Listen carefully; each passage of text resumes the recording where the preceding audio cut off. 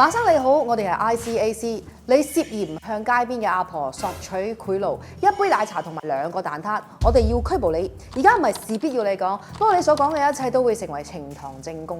馬來西亞的朋友或者是中港台的朋友啊，是不是對剛剛的這一段台詞非常的有印象呢？會背啊，是不是？尤其是這一句，而家正式拘捕你，唔係事必要你講。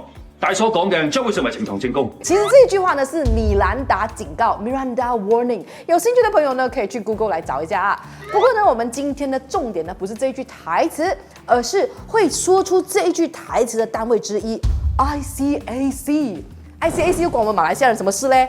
我們都知道香港有 ICAC 廉政公署啊，港劇看得都很熟口啊。但是你知道啊，其實我們馬來西亞也有 MACC 嗎？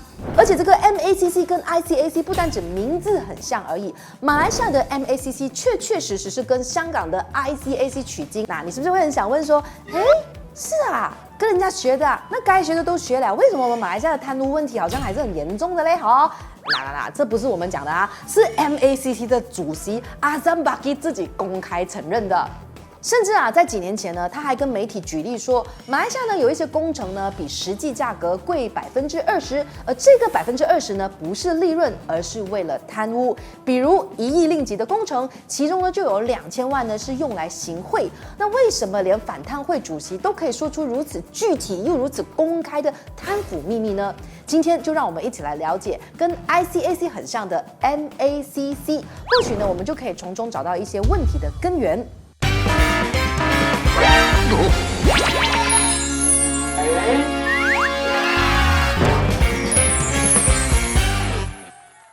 嗨，在影片正式開始之前呢，讓我們自我介紹一下，我們是熒光筆工作室 Highlight， 是全馬最熱血的知識型頻道。我們以科普的方式聊關於馬來西亞的社會、民生、時事議題等等。我們除了有街訪之外呢，也有訪談哦。那有這麼多的內容，有興趣的朋友，你們已經訂閱我們了嗎？還沒的話，現在就按讚、訂閱、加分享吧。我們每個禮拜3跟禮拜6呢，都會準時上影片，讓我們一起好好認識馬來西亞。OK，回到正片。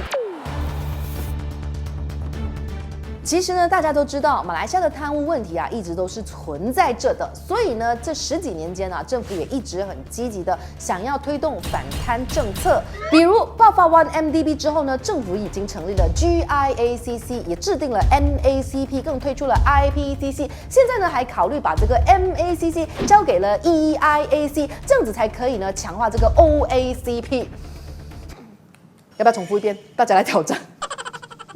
是的，這一段繞口令呢，就是我們政府呢打貪的決心啦。而且呢，感覺好像有 short form 呢，就是比較厲害一點點啊，就是成功了一半了哈。但是呢，不管這個 short form 呢多麼的有氣勢啊，我們還是要回到打貪的主角 MACC。Malaysian Anti-Corruption Commission， 又或者是馬來文叫做 SPRM。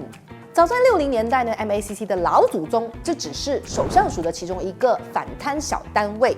貪污案件的調查工作呢，是由馬來西亞皇家警察的犯罪調查局來負責的。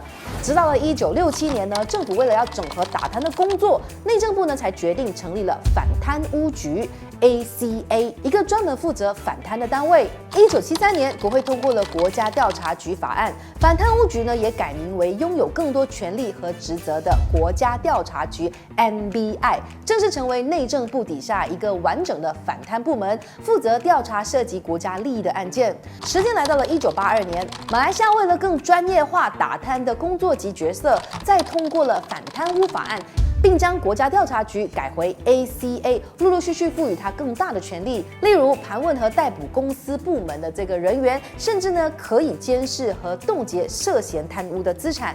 不過呢，這樣還不夠，政府為了要建立一個真正獨立、透明和專業的反貪機構，國會在2009年通過了新法案，正式讓反貪污局轉型成為今天的馬來西亞反貪污委員會，也就是今天的主角 MACC。就像我們前面所提到的 ，MACC 呢是效仿聞名世界的香港反貪腐機構 ICAC， 也就是廉政公署。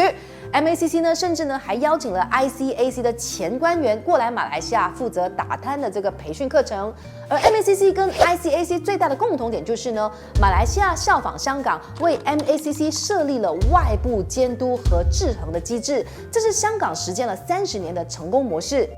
根据香港 ICAC 前官员的说法，有很多的国家呢，因为担心如果反贪腐的机构拥有太大的权力，就会变成了秘密警察，所以呢，政府呢都会试图的限制反贪的这个资源和权力，以防止这个权力被滥用。不过呢，这反而扼杀了反贪的效力，因此呢，政府就必须要建立一个代表公众利益、负责监督和制衡的机制，然后呢，才给予反贪机构充分的权利。这也是 MACC 最关键的地方。香港的 ICAC 呢被3个机构监督和制衡，而马来西亚的 MACC 更上一层楼，总共有5个，而且呢每一个呢都扮演着至关重要的角色。这里呢又有很多的小方了哦，准备好你的眼睛和你的耳朵，听好哦。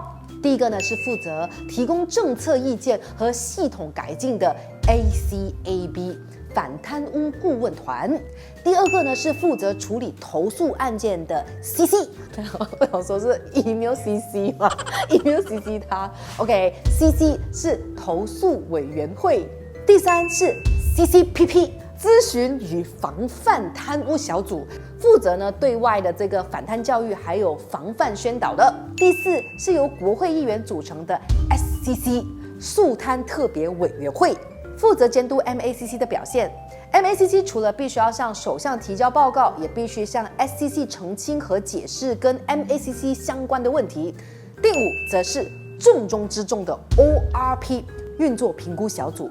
为什么说是重中之重呢？因为 ORP 负责监督 MACC 的调查以及提供建议，比如最关键的关档 close file。MACC 是不可以随随便便呢就停止对某一个案件的调查，或者是直接 close file 的。现在呢，案件呢都是必须透过这个 ORP 的评估，结案之前呢是必须先被检视一番，并且呢要提供充分的原因。如果 ORP 不满意，还可以要求 MACC 重新调查，确保这个贪腐案呢不会被轻易的干预。而更重要的是呢，这5个小组呢都是由独立的专家所组成，并且是独立管理的，也跟政府的办公室分开，以确保 MACC 不会任意妄为，任何的案件呢都不会被掩盖，时时刻刻都保持透明和问责。而且呢，当时候香港 ICAC 的前官员还称赞我们马来西亚呢是少数愿意推动这个制度的国家。这听起来一切都很美好，对不对？整个制度都已经很棒了嘛，对不对？到底还有什么问题呢？来，以下就是 Q&A 时间。问题1。MACC 好棒棒 ，but 报告都被忽视。根据 MACC 的主席阿赞巴基的说法其实自从1967年马来西亚成立了反贪机构之后，不管是 ACA、MBI 或者是 MACC， 他们提交给政府的报告已经超过了10万份。哈，各位朋友，不是10份哦，不是10千份哦，是100千份哦。这一些呢都是针对执法单位、法庭、首相署、宗教局、医院，甚至是大学的不当行为报告。不过呢，他也说很多政府部门都会忽视 MACC 的报告，有一些报告呢，甚至是已经被忽视长达10几年。我们整个政府都有拖延症哦。问题2，MACC 好棒棒 ，but 都不告人的。其实呢 ，MACC 呢只是负责进行调查而已的，他们是没有检控权的。检控权呢是属于总检察署的权限。如果呢他们的报告交上去了，但是总检察署认为，这个报告里面这个案件没有贪污的元素，他们就不会进行提控了的咯，所以就会不了了之。是不是不了了之呢？这样是可以 close case 吗？不懂知道的人留言一下。问题3。MACC 好棒棒 ，but 隶属首相署。其实呢，现阶段的 MACC 主席呢是必须经过首相推荐，才可以被国家元首来委任的。因此呢，有很多人就建议其实 MACC 必须彻底的脱离首相署，直接向国会负责，这样子呢才可以确保 MACC 的这个独立性，避免有利益的冲突。但是呢，这是必须要修改宪法的，也就是呢需要获得2/3的国会议员同意，才有办法去推行。不过呢，凡事都有一体两面也有人反对说，如果将 MACC 交给国会监督，反而呢会违反了分权的原则，因为这代表 MACC 将会被立法议员监督。危险之处就在于 MACC 必须得到议员 AKA 政治人物的许可才可以展开调查。如果刚好国会都是一些你知道的就是一些拐瓜烂枣狐朋狗党把持的话呢 ，MACC 会不会反而失去了主动权呢？ That's a great question. 问题4，MACC 好棒棒 ，but 能力好像不是很够好这样。那根据 MACC 的说法啊，因为呢现在的贪污活动已经倾向组织性的罪案，而且呢有很多呢都是经济犯罪的贪污案件，一般的调查呢已经是不足够了。MACC 的官员必须要精通不同的领域，才有办法抽丝剥茧。比如说，有很多人都非常瞩目的贪污案，都是要依靠外来的专才协助 MACC 进行调查。因此呢 ，MACC 必须要跟上时代，跟不同的大学合作，来提高官员的技能。问题5 ，MACC 好棒棒，但民众的诚信才是关键。MACC 主席说啊，国立大学呢曾经在2003年呢进行一项大学生的诚信研究，结果就发现呢，高达30%的大学生表示，如果有机会呢，他们是愿意接受贿赂的。主席说呢，目前啊这一批学生都已经进入了就业市场，有很多人呢也成为了公务员，因此啊这个状况呢是很令人担忧的。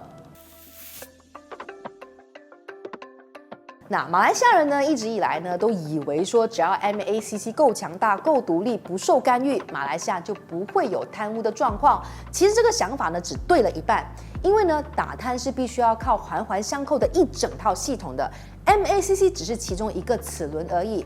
根据大马国际透明组织以及专家的建议，如果马来西亚想要改善国家的贪污程度，我们还有很多改革的工作是必须要进行的。我们不能够只是靠 MACC 的执法而已。这些改革总共有2个类别，分别是1. 预防性的反贪。毕竟呢，防范胜于治疗嘛，对不对？我们与其呢在等着贪污案的发生，还不如先截断贪污的这个源头比较好。比如说，政府呢可以先停止任命政治人士领导政府的关键公司或机构，花大钱的这些 mega project， 所有文件啊、规划啊、需求分析啊、成本效益啊，都必须要透明公开。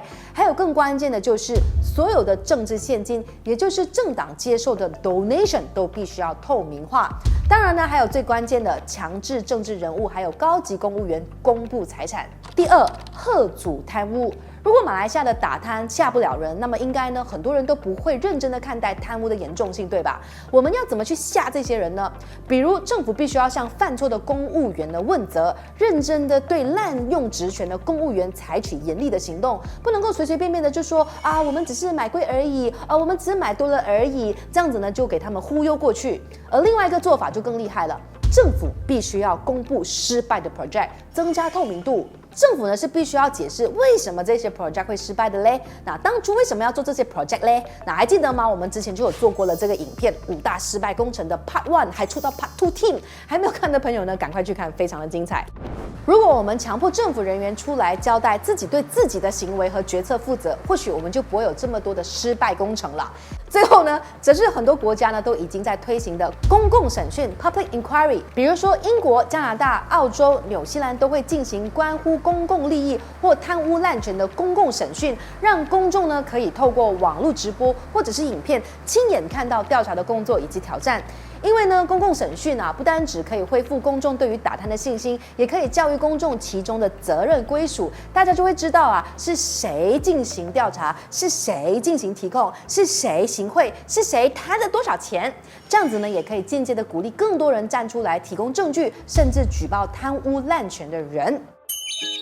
好啦，听了之后好像觉得很不容易，对吗？最后我们还是要来一点点的好消息。根据呢2023年的这个贪污印象指数报告，马来西亚的这个清廉指数得分呢提高了50分哦，在180个国家当中啊，我们排在第57位，进步了3个名次，也是仅次于新加坡的东盟国家。我们也希望呢马来西亚的反贪工作呢可以循序渐进的越做越好。MACC 固然很重要，但是更重要的是呢，马来西亚人必须改变对贪污的态度和观念。如果呢，我们继续纵容或默许呢，甚至觉得贪污是正常的，是文化来的，那我们马来西亚呢就会永远没有办法进步的啦。不知道这支影片看完之后呢，有没有帮你科普了对于马来西亚的这个贪污机构的认识和认知呢？有没有什么东西是让你特别意外的？或者是你也有遇过跟贪污相关的一些事情，或者是有一些案件你想要特别提出来跟大家讨论的，都欢迎在留言区留言。我们的留言区呢卧虎藏龙，大家都可以非常的热烈的交流。那如果你喜欢这支影片的话呢，可以帮我们分享出去。如果你觉得我们做的影片有质量，想要支持我们做更多走更远的话呢，欢迎加入我们的会员，每一个月只需要不到1杯奶茶的钱，就可以让我们做更多的影片和走更远啦。当然也可以 follow 我们的这一些平台，我是莹莹，我们每个礼拜3跟礼拜6呢都会有新影片上架，欢迎 follow 我们，下一支影片再见。